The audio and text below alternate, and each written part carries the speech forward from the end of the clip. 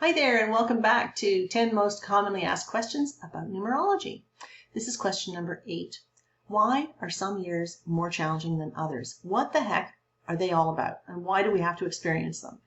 So there are so many contributing factors in a numerology chart that can let us know whether you're going to be experiencing a challenging year, and maybe we need to reflect back upon the year you've already gone through. I know that that's what got me onto numerology in the first place, where I was able to identify a really crappy year that I was in, and I could make sense of it. All right, so it really helped me in my journey moving forward when I was able to understand why I was going through what I was going through, when that cycle started, when the cycle would end, because otherwise we don't know when it's going to start, we don't know when it's going to end, and we're just kind of spiraling around the drain until we figure it out, right? So I hope you find this really interesting today. So why are some years more challenging than others? Well, for starters, the actual personal year itself can be more challenging than others. Okay, so for example, a 4 personal year is quite often coined the year of struggle. Okay, why is it called the year of struggle? Well, in my opinion, it's because the ability to focus is so great in the personal year of 4. Now, you planted a seed in your year of 1. You wanted things to get started. When you get to your year of 4, you want that thing to grow some solid roots.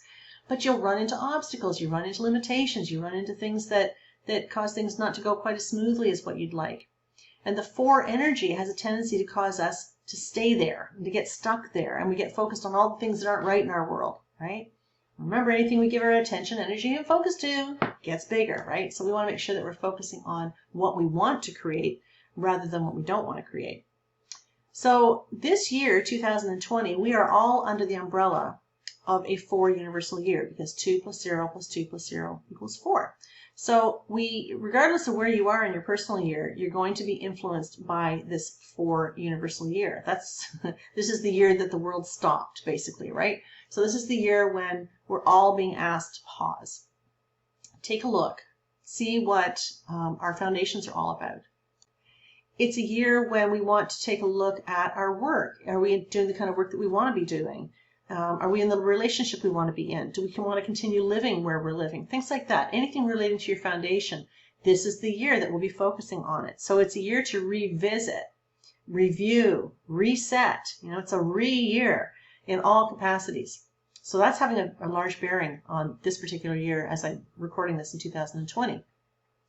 The other contributor, which is huge, and many numerologists don't even talk about it, is the essence that you're in. Okay, so we all go into a personal year in January. So your personal year can be anywhere from 1 to 9, and you'll go into a new one every January. However, the personal year goes from January 1st to December 31st. The essence comes from your name on your birth certificate, and it starts on your birthday, and it will end the day before your next birthday, or it can continue for up to 9 years. So I know that anytime in January when you're coming in with an essence, that essence had to have started at least the year before, if not even before that, because remember, this thing can go for 9 years. So, but I already know that whatever essence you're bringing in with you is related to the year before. Okay, so let's say you were in a 9 personal year last year. That's a year of endings, and you had an 8 essence. Well, the 8's about your money, and the 9's about the endings. Doesn't take a rocket scientist, right? Chances are the way in which you earned your money probably ended in last year. So we move forward. That essence is coming with us. Now it's coming into a 1 personal year. We're starting a new cycle. Well, a 1 personal year with an 8 essence is a good lineup, contrary to last year's lineup. This is like a new beginning way that you're going to make your money. So this is a new opportunity, right? So the essences, they're so amazing. They tell you more so about your personal year and how you're going to be going through it. They're a little tricky to calculate, but this is something I do offer during my readings, is to really examine what essence you are in. The combination of your personal year with the essence and your life path period and the pinnacle have a huge bearing on how you're going to go through that personal year as well. So the life path period and the pinnacle, those are long-term cycles. They can go on for several years, depending on how old you are. And they all have a bearing on how you're going to experience your personal year. The personal month you're in has a bearing as well. So to calculate your personal month, you're going to look at your personal year and then add that to the universal month. Okay, so I happen to be in a 5 personal year, and I'm filming this in July, which is a 7. Okay, so 5 plus 7 is 12, and 1 and 2 equal 3. So I know that I'm in a 3 personal month. So the personal month does have a bearing on how you're going to go through things, and you can, if you understand what your personal months are, you can always look at them and say, okay, is this a good month for me to start something? Is it a good month for me to kind of lay low? Am I going to have the energy that I need to get a project done? Things like that. Always in my personal readings, I send out a chart that includes a monthly forecast for you so that you'll be able to know exactly how the energies are affecting you each month. The other contributing factor is that if your life path number is the same as your personal year, you're going to feel it more intensely. Okay, so if your life path number is a 1, you are really going to feel the 1 personal year big time. Likewise, if it's a 7, you're going to feel the 7 personal year big time. Okay, so you want to take note of that. The personal years of the people you hold company with will affect your experience as well. So for example, if you happen to be in a 1 personal year, go time, let's do it. Come on, let's make this happen. But your partner is in an energy of 9. They're like, no, slow down that bus. I've got things I want to end, right? I don't want to be starting new things. I want to be ending things, right? So that's a bit of a contrast. So that can definitely produce a bit of a challenging lineup. But remember, these are cycles, and cycles change. Unlike life path numbers that never change, and they can be challenging all by themselves, the cycles always change. Okay, sometimes they're short-term cycles, sometimes they're long-term cycles, but they always change. Okay, so if it's a little tough, don't worry, it will change, guaranteed. How you personally choose to respond to the energy of your personal year is huge. It's always huge. Choice, choice, choice. I keep driving it home, right? Everything is a choice. How you choose to respond to what's going on in your life determines your reality. Okay, so we want to make sure that we're making really good positive choices so that we can get through our personal years the best we can. Okay, let's take a look a little further at a challenging lineup here, just as an example. Okay, this is a hypothetical person. So Louise was born on March 25th of 1959. So we know that her personal year is that of a 5, okay, because March is a 3. We have the 25th day, 2 and 5 equal 7, and the universal year is a 4. So 3 plus 7 plus 4 equals 14. That means that this person is in a 5 personal year. That should have been a 4. Sorry. Can you tell I did this through a Mercury retrograde? Who does that? And let's say she's got an essence of 6 going on.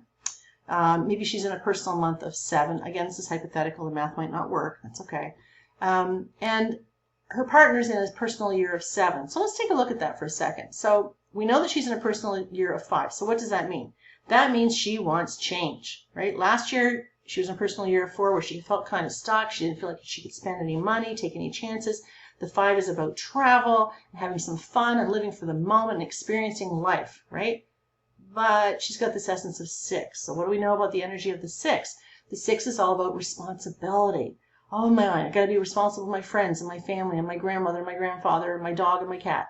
I got to be responsible. But I don't want to be responsible. It's all about me this year. This is my one time to have a 5 personal year and a 9-year lineup, right? I just want to go. I want to travel. I want to be all about me. But I can't because I have to be responsible. You've seen the contrast, right? Let's say that Louise was also in a 7 personal month. So the 5 is demanding freedom and change and movement, but the 7 is saying, no, I probably should just stay home and meditate, have some quiet time and maybe rethink the direction I'm going in and just kind of put a pause on my life right now. Well, what happens if her partner is also in a personal year of 7, okay? So the 5 says, I want to go out and do things. Let's go out and party and have a good time. And the 7 is like, no, sorry, I'm in my cave. Sorry, I'm in my cave this year. I'll see you when I get out, when I get into my personal year of 8. So, remember, this video is all about challenging lineups, right? And challenging years. So I'm just trying to illuminate where the challenges can show up. But again, most of what I'm looking at right here relates to cycles, and cycles change, right? So if you're in a bit of a crappy place, crappy lineup, you have to explore all the different contributing factors. You can't just look at your personal year. You've got to look at the essence. You've got to look at the life path period and the pinnacle, right? You got to look at the personal month that you're in. If you want a really good, clear picture as to when this challenging time is going to move on, you need all the pieces to the puzzle. So, where can you learn more? Well, you can always go to my website, AnnPerryNumerologist.com. Check out my resource page. I've got all kinds of really neat worksheets in there that you can download, and various videos and things that you can watch. And there's some articles that you can read on my blog. I've got my YouTube channel. You're welcome to check me out on YouTube. I've got all kinds of videos talking about all kinds of different things related to numerology. And I have my Facebook group as well, Ann Perry Numerologist. If you're a Master Number 11, I also have the Master Number 11 Facebook portal that you can check out.